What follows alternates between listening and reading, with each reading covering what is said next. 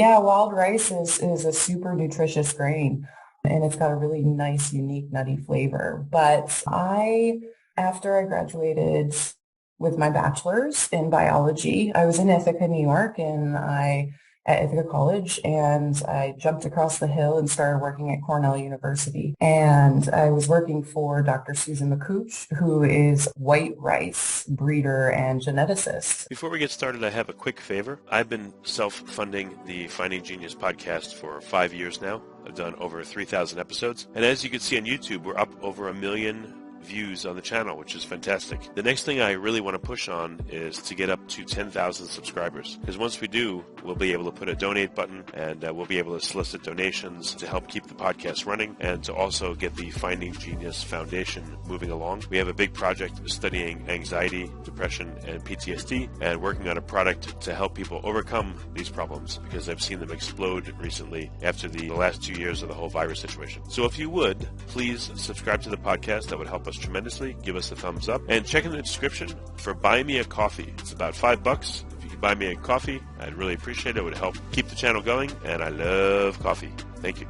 Forget frequently asked questions, common sense, common knowledge, or Google. How about advice from a real genius? 95% of people in any profession are good enough to be qualified and licensed. 5% go above and beyond. They become very good at what they do, but only 0.1% are real geniuses. Richard Jacobs has made it his life's mission to find them for you. He hunts down and interviews geniuses in every field: sleep science, cancer, stem cells, ketogenic diets, and more. Here come the geniuses. This is the Finding Genius Podcast with Richard Jacobs.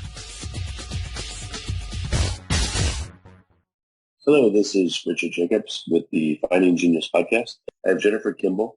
She's an assistant professor, part of the Department of Agronomy and Plant Genetics at University of Minnesota. And we're going to talk about her work with breeding wild rice and other types of issues. So, Jennifer, thanks for coming. Yeah, thanks, Richard, for having me. It's good to be here. Yeah, tell me a bit about your background, and then why rice, why you're studying it, and then we'll get into your current work. So yeah, I'm a plant breeder by trade, which means that I primarily focus on developing new and improved cultivars for crops. Specifically, I work with cultivated wild rice, which is a crop species that we grow up here in Minnesota, and a little bit is grown in California as well. So we're a smaller industry, but we've got a great group of growers. So I primarily work a lot with farmers, and that's one of the reasons that I love this job. And why rice? What attracts you to it? Oh, so I got my... Besides, it can be delicious, but what's the other reason? Yeah, wild rice is a super nutritious grain, and it's got a really nice, unique, nutty flavor. But after I graduated with my bachelor's in biology, I was in Ithaca, New York, at Ithaca College, and I jumped across the hill and started working at Cornell University. And I was working for Dr. Susan McCooch, who is white rice breeder and geneticist. And I was learning all about wild species of white rice and the diversity that is there within those species. And I was just absolutely fascinated by it, captivated, and just fell in love with genetic diversity, all of the different traits and variation that you can see across the plant species. And then I went down to North Carolina for about 10 years to get my master's and my PhD. I was down in the South. I'm from New York. I never really acclimated well to the heat. I knew I wanted to be a plant breeder, but I needed to get somewhere cold. And I also grew up in the Finger Lakes region of New York State, which there's tons of really beautiful, gorgeous lakes around there. And so this position popped up where I could breed in a cold environment. I could work on a species that's really closely related to white rice. It's like a cousin. And, Minnesota is the state of 10,000 lakes. So I was able to get back to the lake life. So sort of this perfect situation for me. Yeah, I remember the land of lakes butter. That's Minnesota land of lakes. Yeah. Yep. Yeah, exactly. So rice, I don't really know much about it. Does it have to be grown submerged in water in like a paddy, or can different kinds of rice be grown differently? Yeah, no, right now, wild rice, We plant it on dry land, just like you would any other crop, and then we flood immediately. And those patties stay flooded roughly until the plant starts to flower and set seed. And then we start to drain those patties to firm up the ground so we can get our mechanical harvesters, our combines in there to collect the seed. And how long does rice take to come to, well, to flower and then to produce the rice itself? Let's And see. how many grains are produced on each plant, et cetera? Yeah, so it typically takes about 4 months. Here in Minnesota, we plant roughly in May, and then we're harvesting early September or mid-September, depending on the year. Every year, it's a different environment. And this is a plant that looks a lot like white rice. It has one main stem with a panicle on the top. And that's where we're going to get our main seed production. But the plant also tillers, so it sends out more shoots from the base of the plant, and they will flower as well. So if you could think of white rice, kind of maybe looks a little like wheat or oats, that typical grass structure. I've heard that I know it's very difficult to work it as a farmer, but maybe I'm thinking of harvesting rice by hand in China. Like, is it a very difficult plant? So what are some of the nuances of it? Oh yeah, it is a challenging crop to work with. This is a lowland crop, so it does have water and flooding that we have to control. And then there's also a lot of more environmental management, I think, because we really have to pay attention into what we're putting into the water when we're releasing it, making sure that we're being as sustainable and environmentally friendly as possible. So the industry itself has done a ton of work in this area, and I'm really proud to be working with them. One of the amazing things and really unique things about going onto a cultivated wild rice farm is it's flooded and there's all these dikes and tons of just so much diversity in plant life on these dikes, and as well as there's water, so we get tons of waterfowl. I breed probably 10,000 tadpoles in my patties every year, and we have snapping turtles and crabs. I mean, it's just the abundance of life and diversity that you see in cultivated wild rice production systems is really unique, because if you look across the landscape, I think especially in the Midwest, the landscape's dominated by corn and soybean. And so we try to rotate crops as much as we can to benefit the soil and to maximize the yield for growers. But those are largely monocultures and typically of the same cultivar, which is all the plants within a cultivar are genetically identical.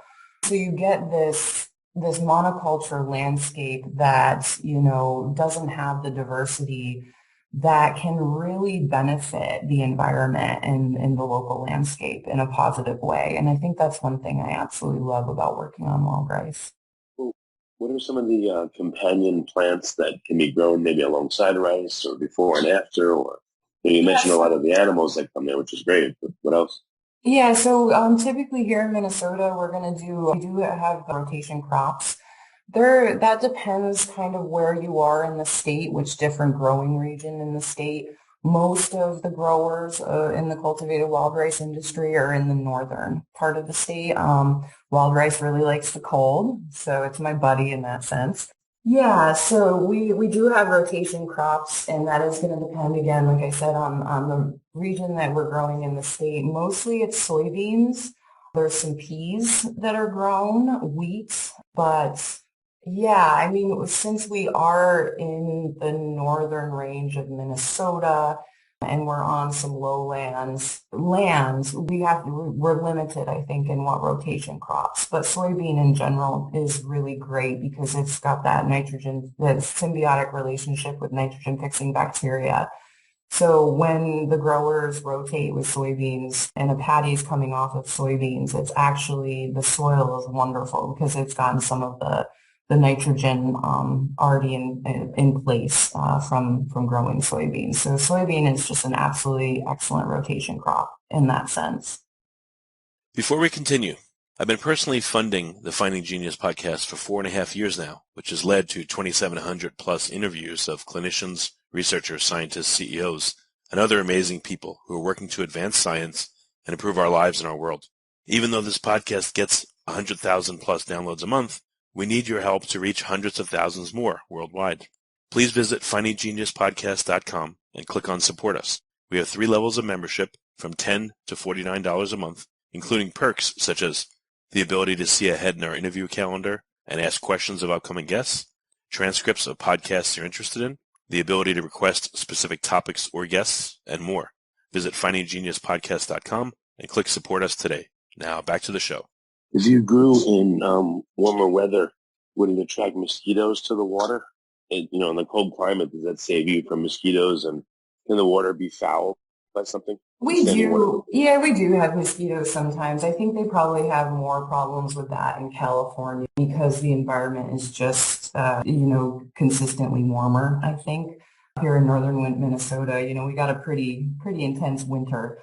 I think it's -6 out there right now. And so I don't think we have as many problems with that. Yeah, I was wondering.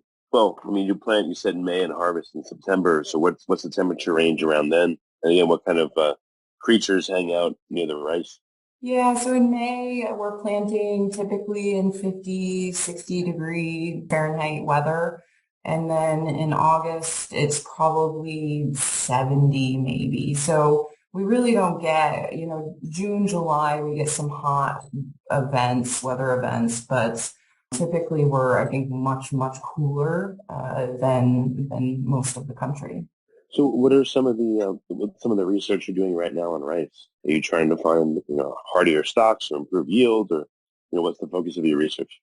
Yeah, so yield is always something that's really important to us. One thing that we are focusing on is seed shattering. So all of the crops that we kind of typically know, grain crops like our wheat, our soy, our wheat, our corn, oats, they have gone through a process of domestication where for thousands of years, farmers have basically selected the best plants that they have wanted for their environment, for their traits of interest. That has led to the crops that we know today. Wild rice breeding only started roughly 60 years ago. So something like corn or wheat that's been, selected upon for thousands of years, we only have 60. So we're still focusing on some of those important domestication traits. And seed shattering in particular is a very important one because... What is that? What happens? Yeah, so in wild rice grows naturally in the Great Lakes region of North America. And basically seed shatter in nature is a natural seed dispersal mechanism. It's how, plants continue to populate in our natural environments. But in agricultural systems, we don't want that. We want the grain to stay on the plants long enough for our growers to go in with those combines. If we have shattering in our varieties, that means that grain's falling to the ground before the growers can harvest it, and that's lost money, that's lost food, and we don't want that. So we're really trying to focus on seed shattering. So does the seed literally explode and spray, other seeds all over the place? Or what does the shattering look like? Does it just crack and the winds take it? Yeah, so if you think about really any type of grass, white rice, let's just say, it's got a panicle or a seed head, and there's lots of seeds on that. And if you take away those seeds, there's a basic panicle or seed head structure, right? The stems that are holding the seeds onto the seed head. And what happens is as seeds are maturing on that panicle, genes get turned on and what is called an abscission layer is formed right at the base of the seed. And what that is it's a layer of cells. And so that layer, it's a thin layer of cells, and that layer of cells forms, and then something in the pathway ends up killing those cells. And that is when that excision layer deteriorates and it actually causes the grain to fall from the seed head. So if we can find the gene, so one thing that I'm looking at is to identify those genes in that seed shattering pathway. If we can find a different variant or a mutation in that pathway that it doesn't turn on that excision layer, then you don't have seed shattering. So we're trying to shut down those pathways. Is it a matter of timing, or is it a matter of the formation of this layer at all, which allows seed shattering? It's both, yeah. So we've done a study where we have shown we've improved seed shattering, but we haven't fixed the trait, which means we haven't made it consistent across all of our germplasm. So there's still variability in the trait. But we do know that wild populations of wild rice, they're going to start shattering anywhere from 10 to 12 days after the seed starts to set and mature. In cultivated wild rice, so in our cultivated germplasm, we've moved that and shifted that to 35 days. So there's a much bigger window now from when seed shattering begins in cultivated wild rice compared to its wild counterparts. But we still do have shattering at those 35 days, and that's where we're still getting some of that excision layer turned on. So I think we've delayed it a little bit, but we still need to identify the genes that are conferring that pathway and the formation of that excision layer. Is anyone studying the molecular clocks that control various things happening in plants? How many years it takes them to go to fruit for fruit plants, et cetera, those kinds of things to speed up or slow down various processes in plants? Yeah, I don't specifically work with molecular clocks, but I have been working to incorporate molecular-based breeding approaches into the program. Again, this is something that a lot of other crop species have a really big head start when it comes to having the resource, the genetic and the genomic resources available to do some of this molecular-based breeding. So I'm focused on, for example, identifying a gene that I know leads to shattering resistance in wild rice.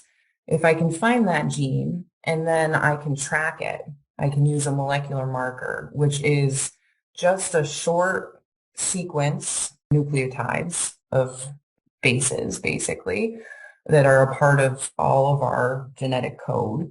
I can use those short sequences, those molecular markers, to basically track what plants have disease or have seed shattering resistance. And that's called marker assisted selection. So what I can do is I can take that marker, I can grow a bunch of plants up in a greenhouse, I can genotype them with that marker, and then I know what plants are going to have more seed shattering resistance. And so then I rogue out or I eliminate all the plants that don't.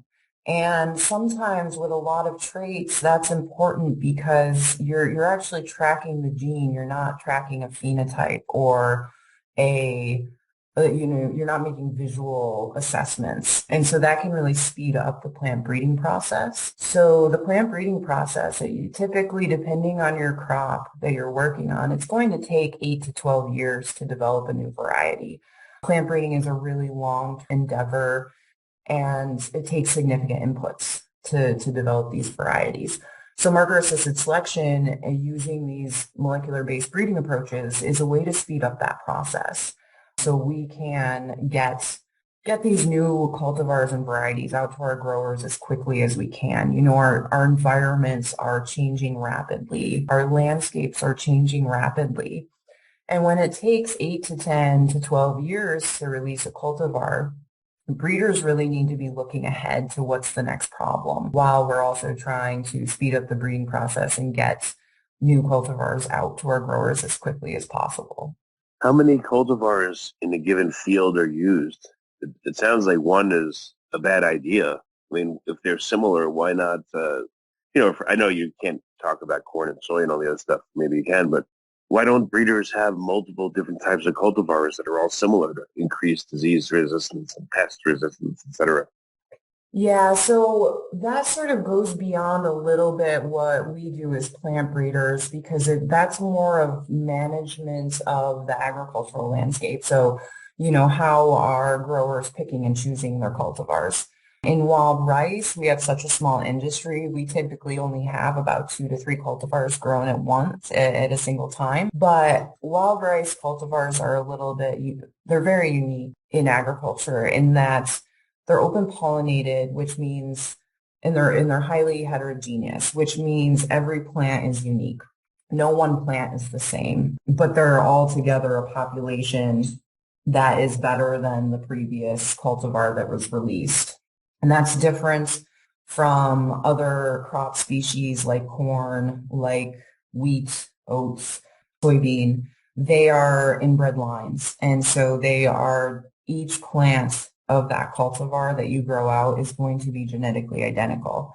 So that's again just why I highlight some of the really cool aspects, I think, of cultivated wild rice is because we don't have that monoculture. And I think that helps with a lot of difference in a lot of different environmental conditions where you can have different soil types, different climates, you can have different pests. If you have a diverse line like that, cultivar, that's out there on the landscape, it has more ability to adapt and respond to different environments. An inbred line, say of corn, if a breeder in Iowa breed something specific for that environment, it might do fantastic and it might yield really, really well. And so there's different aspects of different crops and their production systems that need to be taken into account when you think about these types of questions. So what would be a huge breakthrough in rice?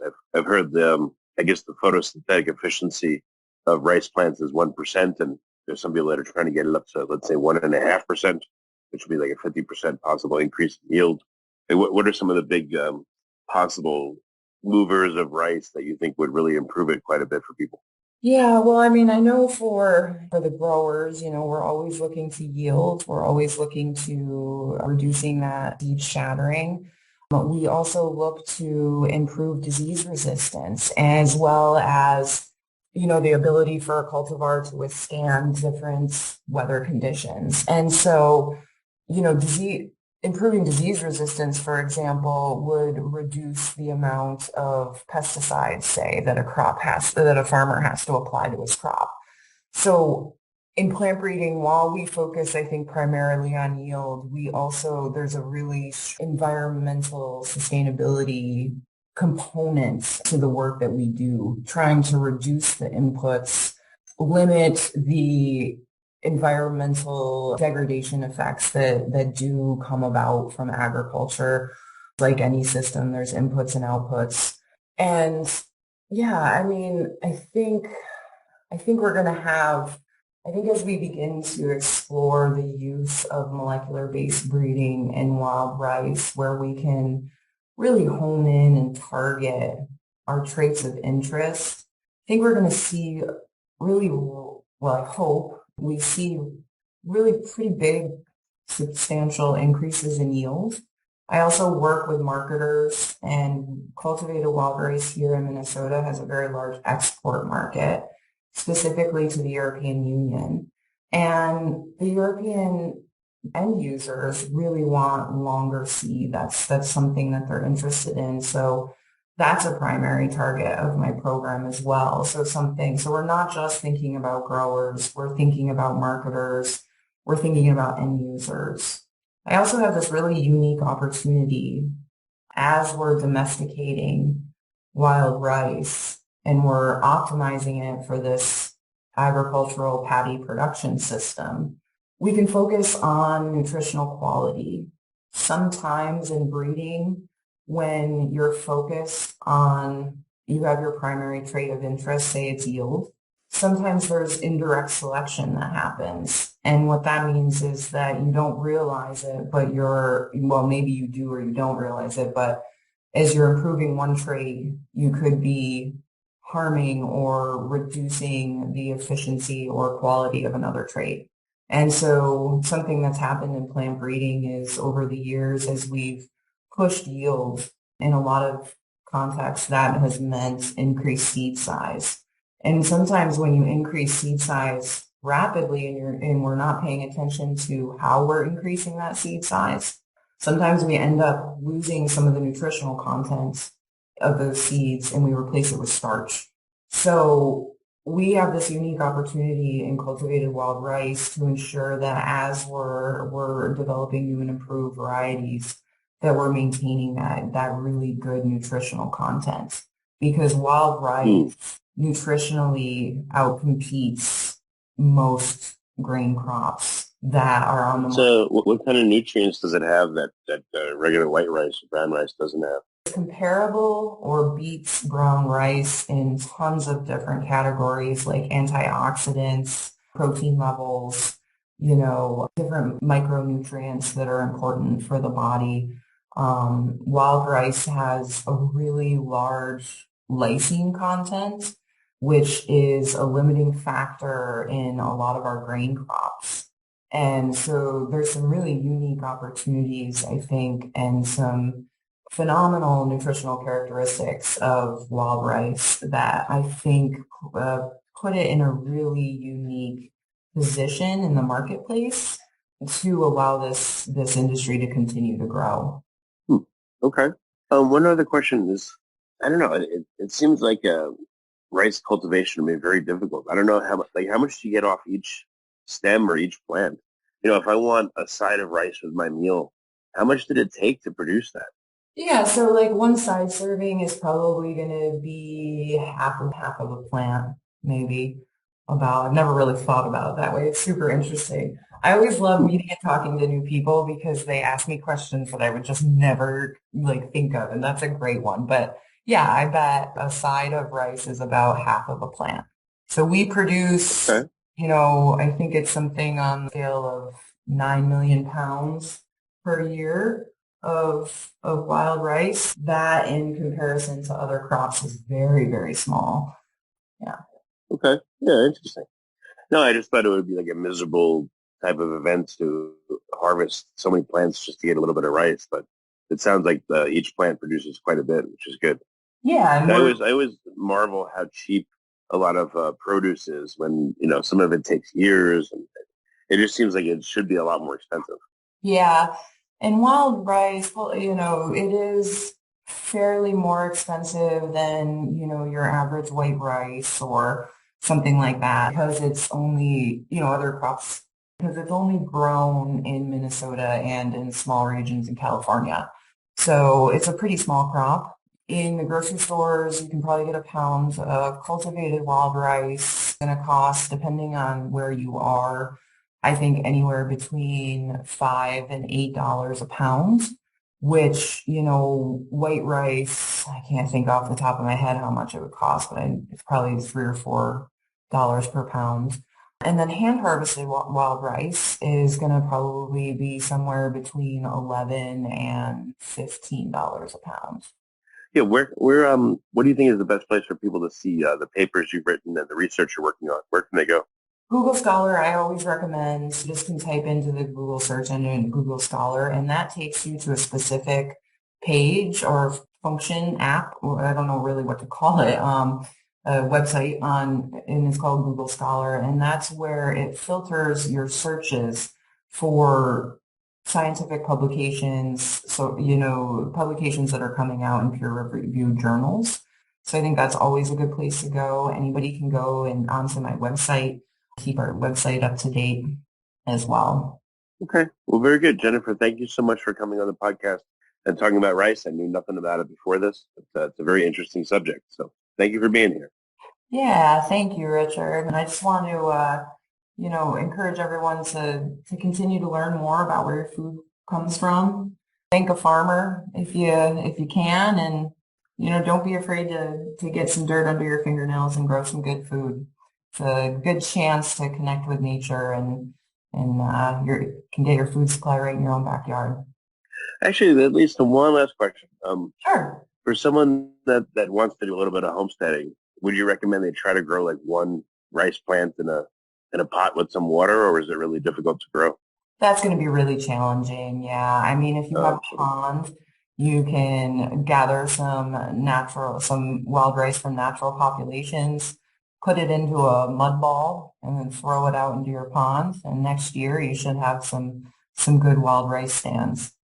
If you like this podcast, please click the link in the description to subscribe and review us on iTunes. You've been listening to the Finding Genius podcast with Richard Jacobs. If you like what you hear, be sure to review and subscribe to the Finding Genius podcast on iTunes or wherever you listen to podcasts. And want to be smarter than everybody else? Become a premium member at findinggeniuspodcast.com. This podcast is for information only. No advice of any kind is being given. Any action you take or don't take as a result of listening is your sole responsibility. Consult professionals when advice is needed.